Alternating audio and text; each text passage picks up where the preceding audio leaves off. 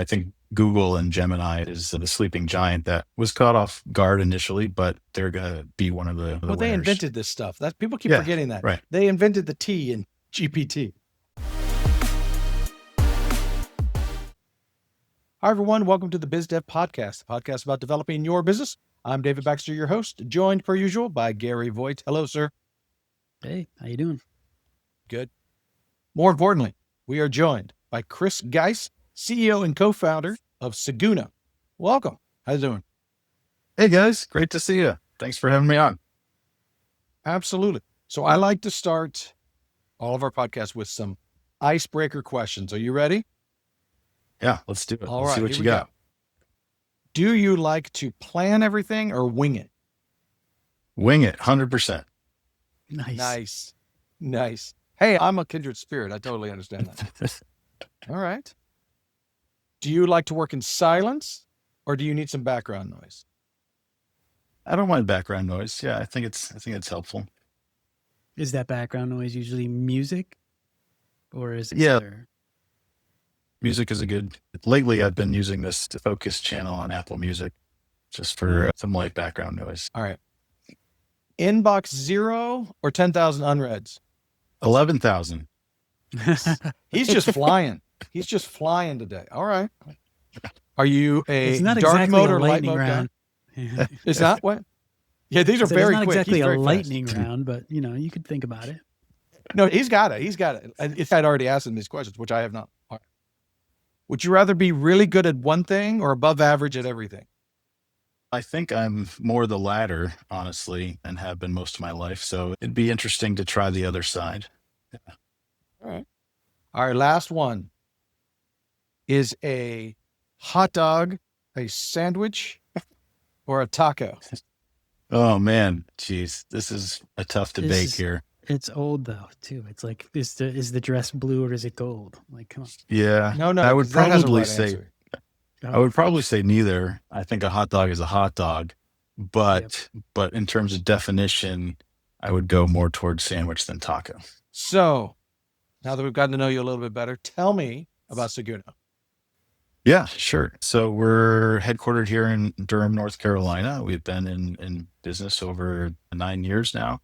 And we are focused on building marketing apps for Shopify, and our core platform is a marketing suite. And so that includes things like email marketing, product reviews, pop-ups and forms. And so that's the big product for us. And we have a couple of other apps that are really interesting as well. But that is our core platform. So we have some clients that use Shopify, but I am not an expert myself. What is the advantage of having your marketing platform in Shopify as opposed to connecting to Shopify out externally? Right? They're all going to do that somehow, but what is the advantage of that?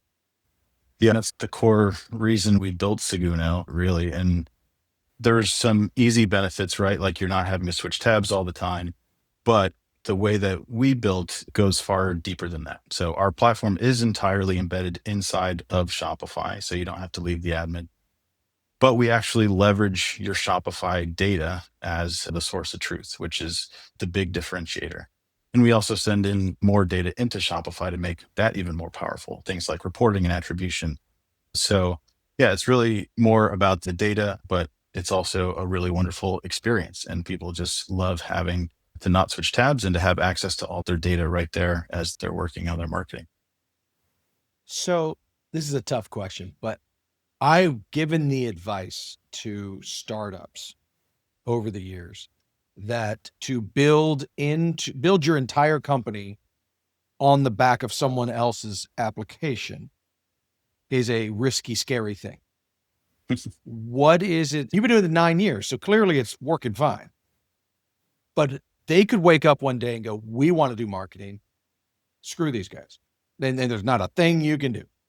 They already have. They did it maybe a couple of years into our business. So yeah, that's not the concern. And honestly, that's a good thing. They're educating the bottom of the market and getting more people into email marketing so that when they're ready to graduate, we're the perfect next step.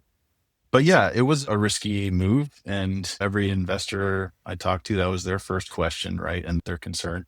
We've been in this game a long time, and we built integrations for marketing platforms and commerce platforms for all of them really. Magento, Demandware, NetSuite, Shopify. So we saw that Shopify was the only platform that truly acts like a platform and enabled us to build the experience that we wanted for our customers. So that was why we went all in on Shopify. And it's really only paid off even better than I could have expected, honestly, in terms of how they've enabled us as a partner.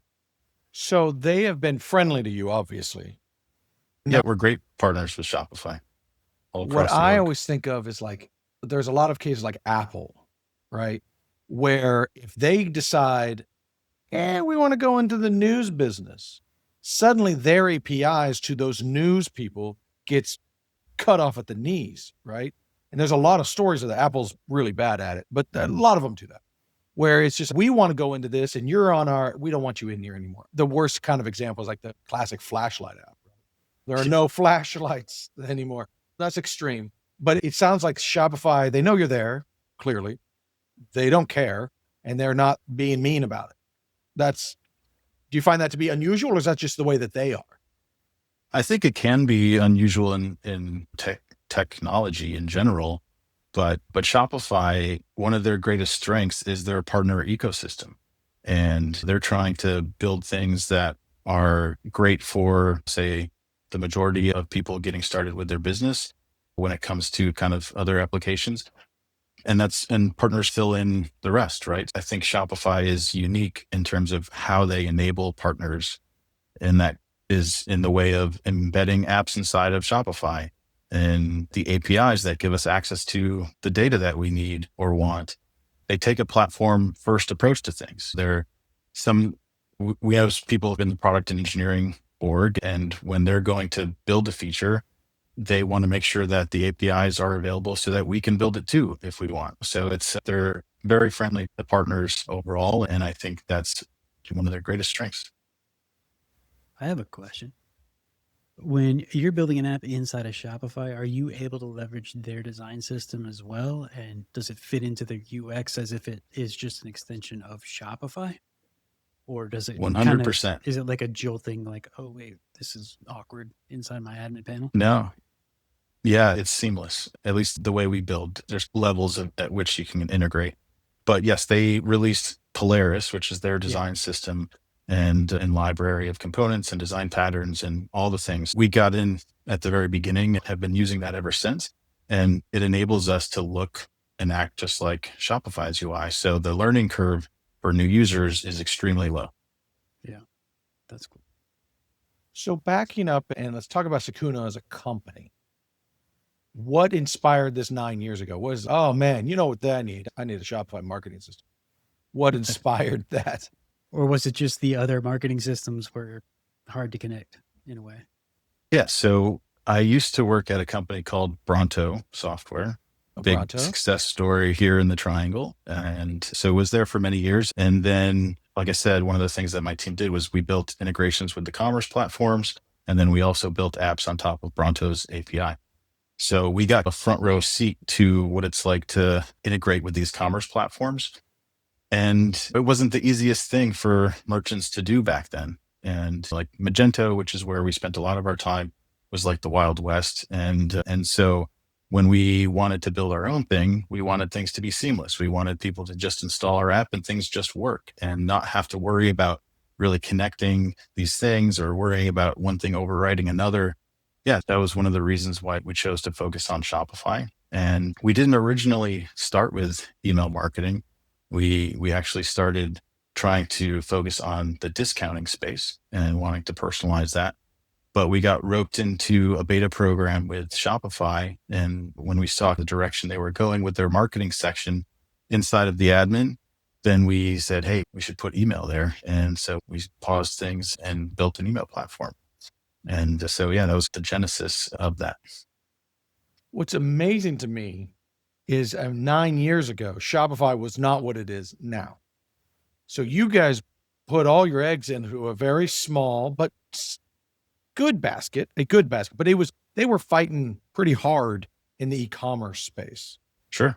And I don't think I'm overstepping by saying that Shopify has pretty much dominated the e-commerce space at this point. So you had no idea that success 100%. Was going to happen. So yeah, you guys, you're riding a dragon at that point. They maybe had 500,000 shops when we got started, but yeah, they've got like over 3 million now, and they are the only one in my mind. There are certainly other platforms still, but Shopify is the clear winner on all fronts. And if you're not considering Shopify, then you're just doing it wrong. And now you could even connect other platforms to a smaller Shopify app store. Like I know you could do integrations with Shopify now through like Webflow and, other platforms like that. So then when you were building this into Shopify, would you say that your app is for anybody starting a Shopify site, or do you think after they have a certain number of products or if they hit a certain number of sales, Stole like my when question. does the typical Shopify user like add your platform to theirs to find benefit from it? Sure. Yeah. I think if someone's just starting a new store, then I think it's using Shopify's own email is a good idea. It'll essentially be free for them, and it's a good way to get going. But when it's no longer a hobby and you're really going kind of full time, you're doing maybe 250 to 500K a year in GMV sales there, then that's a good time to step up to a more complex platform that can do some more sophisticated things. And so that's a good time to graduate. We see people all over the spectrum. I think when you're really going all in on it and it's not just a hobby, that's a great time to make that switch. So you don't have to be a big monster store, because a lot of those features on Shopify, I don't know if a lot of people know this, it starts off nice and cheap, but it gets stupid.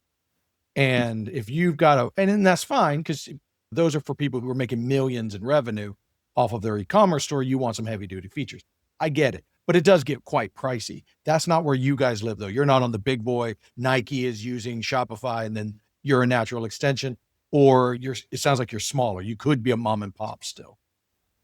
Yeah, yeah. Nike's not using Shopify email to my knowledge. Yeah, we focus on the SMBs. So if you're doing, say, anywhere from 250K a year to 20 million a year, we're a good fit. Once you get into the kind of the mid-market and the enterprise, then we're not focused there. So we focus on people doing 20 million a year and below. Nice. Okay. So is there a technology there that's preventing you from getting the enterprise space? Like I know from our little startup that we're working on, if we wanted to go into the enterprise space, we would have to build very specific features because they need different stuff. Is that the same in your world? Yeah. More complicated things are needed when you go enterprise, and you have to start having a feature for every little thing. And that's not the way we built our product. We built our Sure. product to be seamless, to know the use cases you're trying to accomplish. And if it can be a checkbox instead of building out like a complex workflow, then we're gonna make it a checkbox.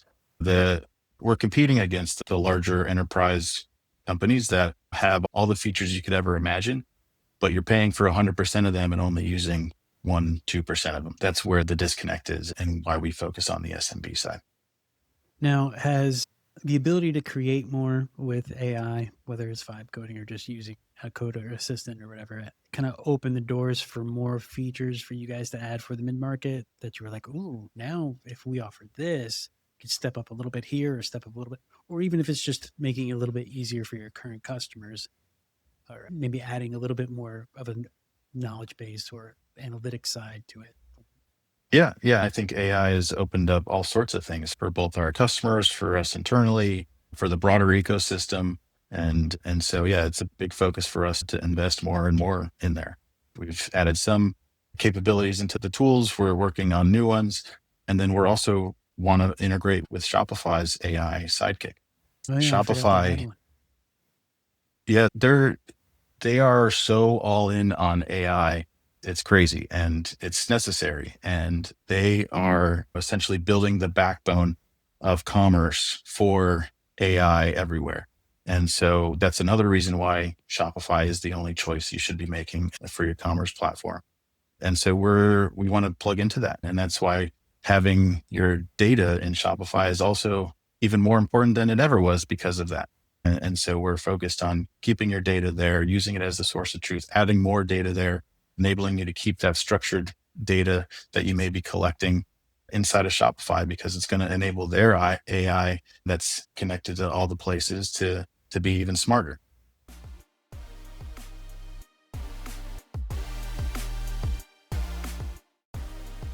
Big Pixel builds world-class custom software and amazing apps. Our team of pros puts passion into every one of our projects. Our design-infused development leans heavily on delivering a great experience for our clients and their clients. From startups to enterprises, we can help craft your ideas into real-world products that help your business do better business. So I want to take a different turn on the AI question.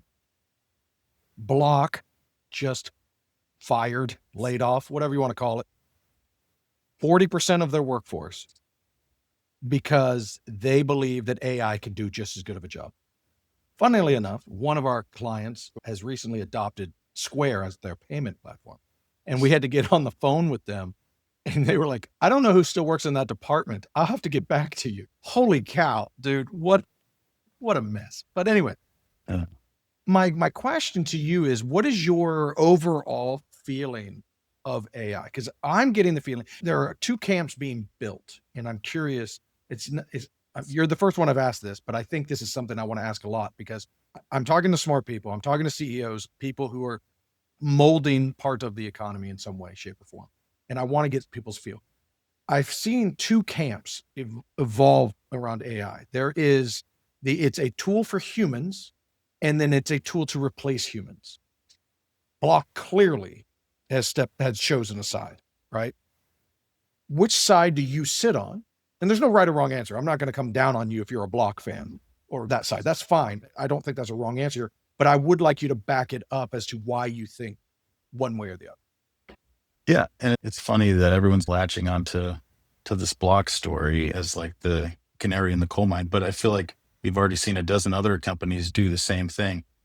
But yeah, I think it's both. We're a small company, so it's a very different situation versus if you have 10,000 employees, you likely have a little bit of bloat in your company, right? There's likely ways to simplify things or to do things with less people. And AI is an amplification of that, right? One person can potentially take on the work of three if you get things going well.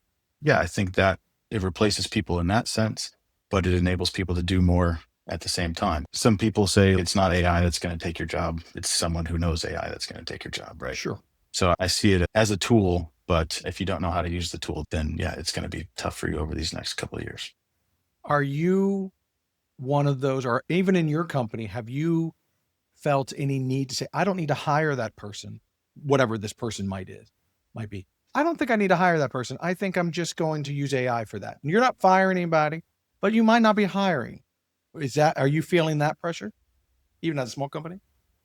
I think it's worth thinking about. It depends on the need, right? I'm a big fan of really feeling the need for a hire before you hire them, right? So feeling that pain. And so I think that also forces you to leverage the tools that you have available to see if you can solve that pain or not. So yeah, to some extent, yes. Fair. I read an article recently. I credit this one. This was the Harvard Visitor. And they were saying that AI is the great intensifier. And it's going to become more so because the average person now is using AI and it doesn't feel like work sometimes because it's a conversation. And out of that conversation comes a work product, which is really useful and great. But then people wake up and realize I didn't take a break today. I've just been in between prompts. I did something and whatever. I did some real work and then, I had some time. I went to check the prompt again. And it becomes this compression of work. And the smart people doing the research over there were afraid, and it's early because they don't know yet, but they're afraid that the market is going to overheat because you don't need that 3 people. You got that one person in their AI bot, but that one person's really tired. What do you think about that? Yeah, I think that's totally fair. And I think there's also on Twitter, there were a couple of really big, I guess I still call it Twitter. It's okay. We do too. It's all right. It's all right. X is stupid. I'll say it. Yeah, no, Twitter is the correct name. Yes. Twitter's the correct name. All right. Good. We're amongst friends here. So yeah, there were a couple of big articles that got a lot of views, right? One was around the doom side of AI. You may have seen it. And then there was another one that I saw that was interesting. And it was essentially talking about how like we feel more productive, but Are we actually more productive yet? And yeah, I think that can lead to perhaps burnout or something. Like you need to set those guardrails and figure things out.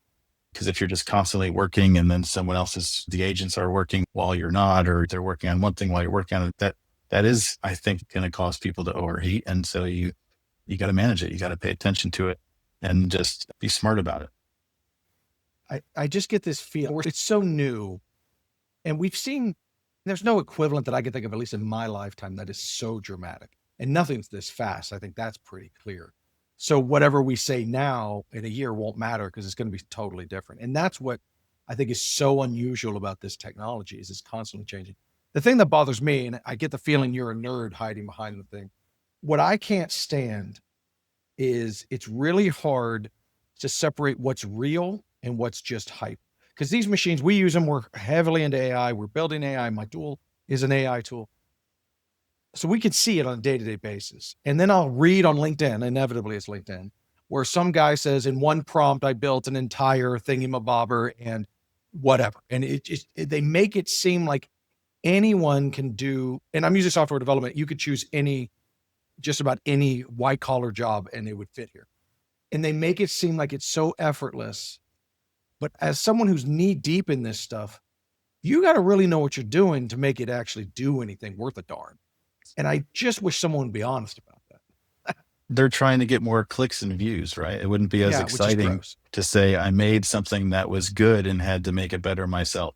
It's just interesting because I have gotten it's been hard on me personally recently, all of this news about Anthropic and OpenAI and military stuff. And I'm not trying to make it political, but there's just a lot going on, and it's all around all of this stuff. And it makes you think, do you want to side with one of these guys? Because one of these is going to be the winner. I don't know, or maybe both in some diminished capacity. I think it's really interesting. Right.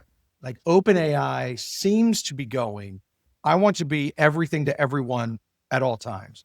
And to do that, they got to become $1 trillion per year company, not $1 trillion, but a revenue of $1 trillion to make their promises real. And Anthropic is, we're just going to build this thing for B2B, and it's going to be profitable, but it's not going to be a $1 trillion company.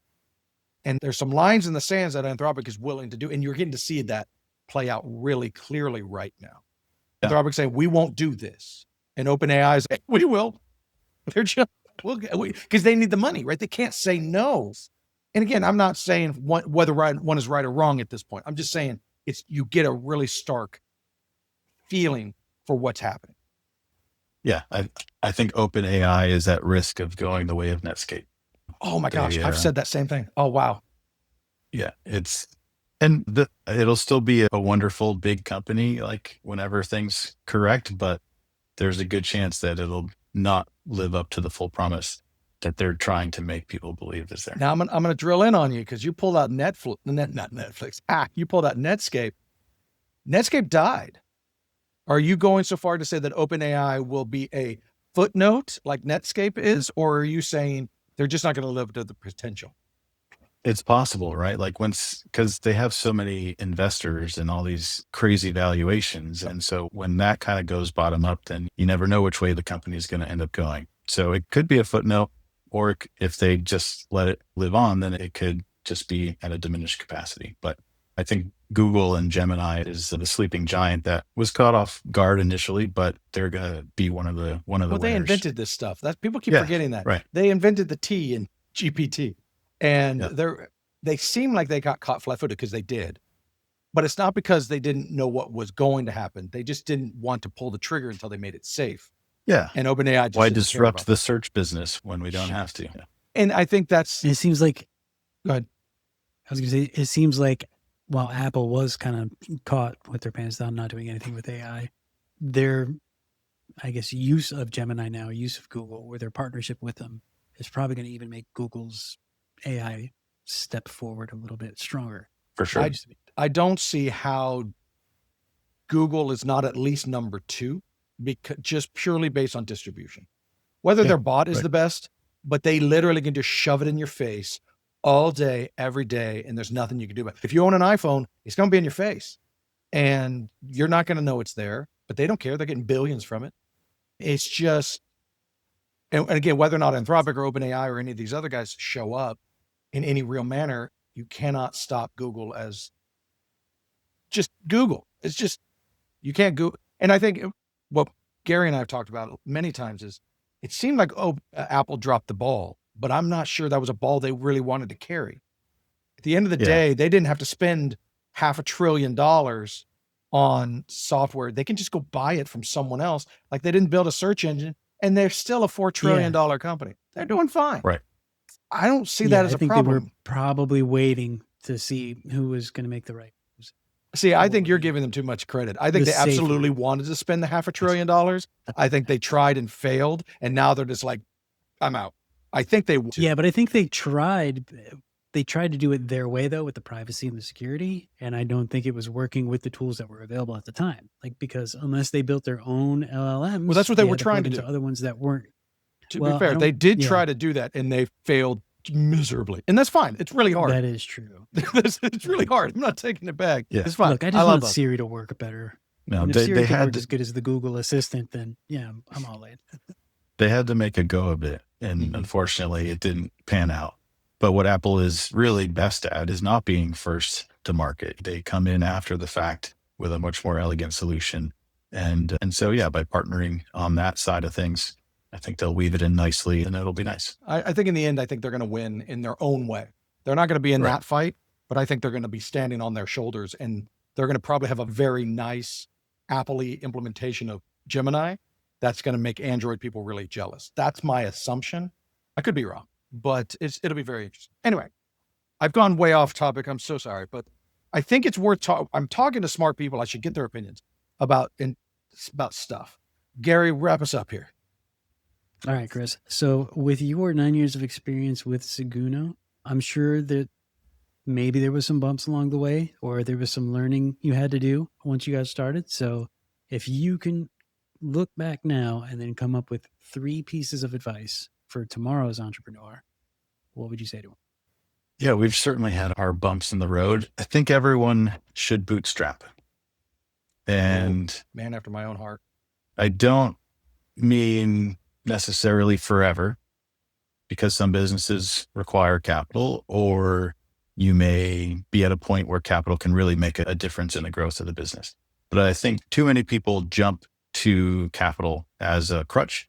And if more people bootstrapped from the beginning for as long as you possibly can, you may either find you don't need to raise money, or you're just able to get far better terms because you've got much more traction. So I think bootstrapping is an undersung kind of hero of startups. All the VC guys get the buzz, but we need to talk about bootstrapping more. Sure. With that, I think entrepreneurs need to downsize their expectations. I think they need to, not their ambitions, just their expectations. So it's going to take longer than you think. It's going to cost more than you think.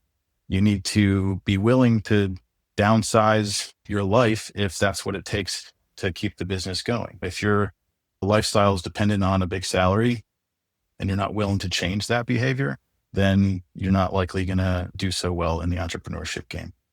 So I think downsizing is an important mindset to be scrappy and last longer in this game. Lastly, I would say to invest in culture and values sooner than you think. I think it's a very important part of running a business and something that you should invest in heavily and pay attention to and always keep pruning and making better. And it really matters when you start to grow. All very good pieces of advice. I love it. So Chris, if anybody wants to learn more about you or about Seguno, or perhaps how to add it to their Shopify store, where's the best place to find you guys? Yeah, so we're at seguno.com, seguno.com. And you can find me on LinkedIn, or X as the kids call it these days. And CP Geiss. So happy to connect. If you're local here, let's grab a coffee if I can be helpful. But thanks so much for having me, guys. We'll make sure those links are in the show notes as well. Thank you very much for joining us. This has been a lot of fun. Sorry for nerding out, but it felt it needed to happen. So I appreciate it.